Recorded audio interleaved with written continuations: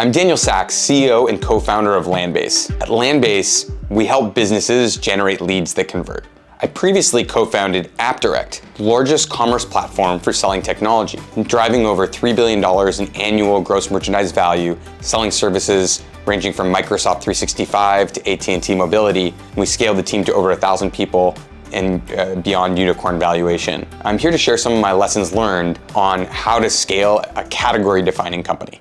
One of the insights I've gleaned on how to create a category-defining company is ensuring that there's a technology shift that gives you as a startup the right to compete with an incumbent. My first company, AppDirect, was founded in 2009 when SaaS, or software as a service, was in its infancy. And we were able to create a new business model in reselling cloud services. That wouldn't have been possible if we started a few years earlier or a few years later. Similarly, today with Landbase, we're leveraging agentic AI, which is the next generation of AI that takes action based on data. There is a timing factor where with agentic AI, we as a startup can create new business models to outcompete incumbents and capture more market. The timing and the technology enablement is very key to being able to give you the moats that are going to allow you to create this category-defining business. If you want to start a unicorn or a company that can go public and have a huge impact, you need to make sure that you have a competitive moat that differentiates you from others in the space. Companies like Google or DoorDash had algorithmic moats that gave them a durable advantage through data. They also had network moats.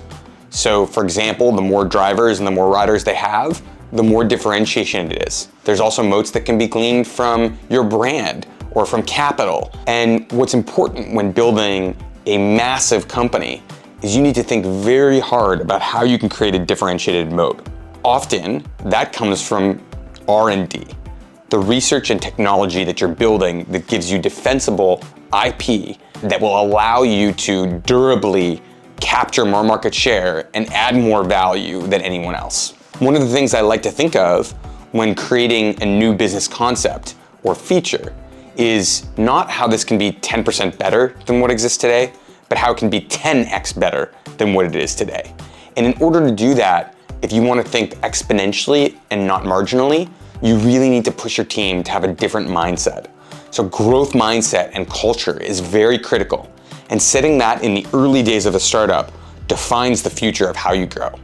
Ultimately, growth is all about the people, and it's all about the team you build. So being methodical about attracting, training, and motivating team members for the long run is very, very critical. Finally, no business was made overnight. And we all like to see headlines of Forbes billionaires or these companies that got 1 million users like effortlessly. But the reality of being an entrepreneur is that you face far more rejection and failure than you face success. So you need to equip yourself and your team to get accustomed to failure and to celebrate failure.